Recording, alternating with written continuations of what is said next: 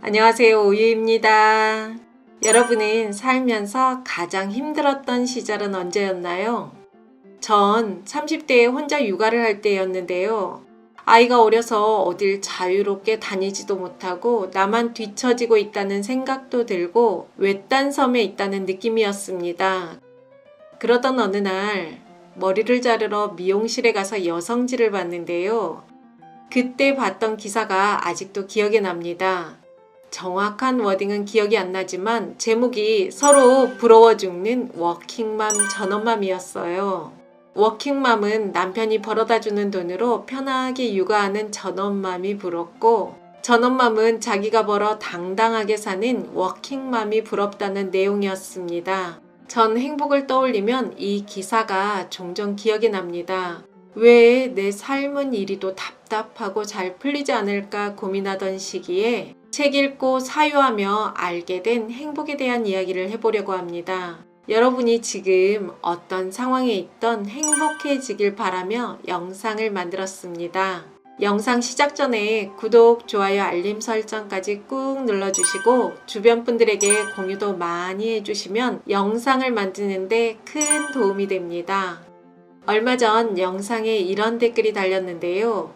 이혼을 하신 분도 후회, 이혼을 못하고 사는 분도 후회네요. 자유를 얻고 하는 후회가 더 나은 것 같습니다. 같이 살아도 외로웠을 겁니다. 이유는 각각 다르지만 지금 내가 처해 있는 상황이 갑갑하고 행복과는 거리가 있는 것처럼 느껴지는 분들 많을 것 같습니다. 심리학자 마틴 셀리그만이 미국에서 발간된 주요 기사에 나오는 단어를 분석했는데요. 많은 비중을 차지한 단어는 화였고 그 뒤를 이어 걱정, 불안이었습니다. 요즘은 우울이 많이 등장하고 있다고 합니다. 그에 반해 기쁨, 즐거움, 행복, 삶의 만족은 몇 번 등장하지 않았습니다. 미국뿐 아니라 우리나라는 물론 전 세계가 비슷한 양상을 하고 있는데요. 미국에서는 우울증이 60년대보다 10배 증가했고 초발 우울증 나이도 30세에서 15세로 낮아지고 있다고 합니다. 우리나라는 어떨까요? 2012년 보건복지부 발표에 의하면 우리나라 우울증 환자는 270만 명이고 10년 새에 67%가 늘어났습니다. 우리나라가 청소년 자살률 세계 1위, 행복지수 세계 꼴찌, 60세 이상 고령자는 전 연령대에서 가장 행복지수가 낮게 나온다고 합니다. 즉, 우리나라 사람들은 나이 불문 행복을 느끼고 사는 사람들이 많지 않다는 겁니다. 많은 사람들이 행복하기 위해 돈을 벌고 결혼을 하고 열심히 사는데 왜 행복하고 만족한 삶과는 거리가 멀어지는 걸까요? 우리나라 사람들처럼 부지런하고 지능지수 높은 민족도 드문데 말이죠. 다수의 행복에 대한 심리학 연구에 따르면 미국 등 선진국의 경우 지난 50년 동안 실질 소득은 급격하게 증가했지만 생활 만족도는 전혀 증가하지 않았다고 합니다. 많은 사람들이 돈이 많고 뛰어난 외모가 있으면 행복할 거라 생각하지만 물질적 부와 신체적 매력도 행복에 큰 영향을 미치지 않았고 신체의 건강도 행복도와 크게 상관이 없었다고 합니다. 전 지금은 무교지만 어린 시절 교회에 좀 다녔는데요. 지금도 기억에 나는 성경 구절이 있습니다. 항상 기뻐하라, 쉬지 말고 기도하라, 범사에 감사하라.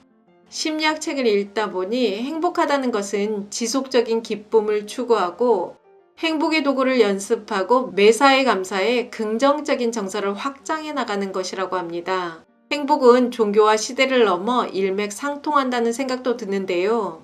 사람들이 흔히 말년운이 좋아야 한다고 말들 많이 하죠. 나이 들수록 행복하고 만족하게 살려면 어떻게 해야 할까요?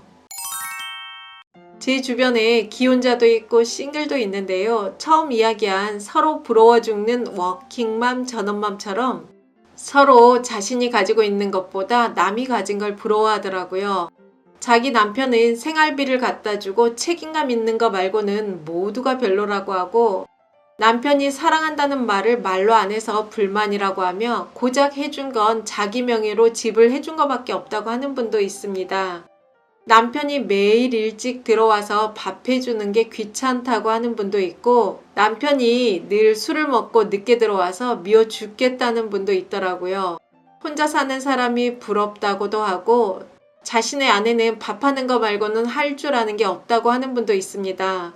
어떤 싱글 여성은 돈 벌기 힘들어 경제력 있는 남자를 만나고 싶은데 만나기 쉽지 않다고 하고, 밥해 먹는 게 제일 힘들고 혼자 밥 먹는 게 싫다고 하는 싱글 남성도 있습니다.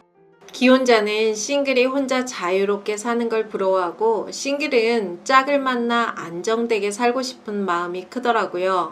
괴테가 이런 말을 했는데요. 너는 자꾸 멀리만 가려느냐.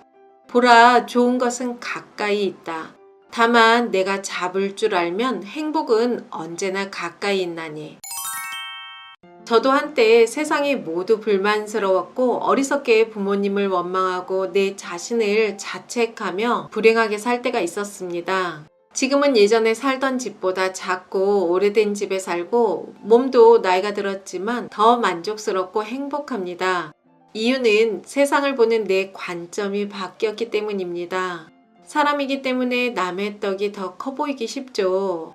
내가 지금 가지고 있는 것보다 없는 것에 불만이 가는 건 부족한 인간이기에 당연한 마음일 수 있지만, 그 마음을 바꾸지 않으면 우리는 행복할 수 없습니다. 좀 더 완벽한 사람을 만나면 행복할 것 같고, 다른 직장으로 옮기면 행복할 것 같지만 또 다른 어려움과 문제에 봉착하게 되는 게 세상에 이치더라고요. 내가 지금 처한 상황에서 불편한 것이 있을 때 그걸 최선을 다해 돌파하고 헤쳐나가서 내 안에서 진정한 평안과 행복을 누리는 경험을 한 사람은 상황이 바뀌고 어떤 문제가 생겨도 행복 회로를 장착하게 됩니다. 심리학자 마틴 셀리그만은 행복을 원하면 지금까지 당신이 가지고 있던 행복에 대한 시각부터 바꾸라고 말합니다. 50대 여성이 남편과 사이가 안 좋아 하루가 멀다고 다투며 살았는데요. 어느 날 남편이 심장마비로 갑자기 세상을 떠났습니다. 그런데 이 여성이 몇 년을 남편을 못 잊고 힘들어하더라고요. 못해준 걸 아쉬워하며 가슴 아파했습니다. 정말 매일 다투던 부부 맞나 하는 생각이 들더라고요. 이 여성뿐 아니라 우리는 늘 가까이에 있는 것은 너무 당연하게 받아들이는 것 같습니다. 요즘처럼 힘든 시대에 책임감 있고 돈 벌어오는 남편이 있어 든든하고, 따뜻한 밥 차려주는 아내가 고맙고, 이 나이에 돈 벌 수 있는 직장이 있다는 게 감사한 일이죠. 내 몸을 누일 수 있는 편안한 집이 있다는 것도 감사합니다. 전 산에 갈 때마다 내 두 다리로 걸을 수 있다는 게 참 감사하더라고요. 당연한 것을 감사하고 부족한 것을 그럴 수도 있지 이해하는 마음을 가지면 삶이 가벼워집니다. 배우자가 있는 사람은 안정된 삶을 누리면 되고, 싱글은 자유를 누리면 행복합니다. 내가 없는 것에 집중하지 말고 내가 가지고 있는 것에 초점을 맞추면 더 만족스럽고 행복합니다. 내 관점을 조금만 바꿔도 인생은 달라지더라고요. 여러분의 다양한 생각과 경험을 댓글로 남겨주시면 서로서로 도움이 많이 될 것 같습니다. 좋은 영상으로 또 만나요.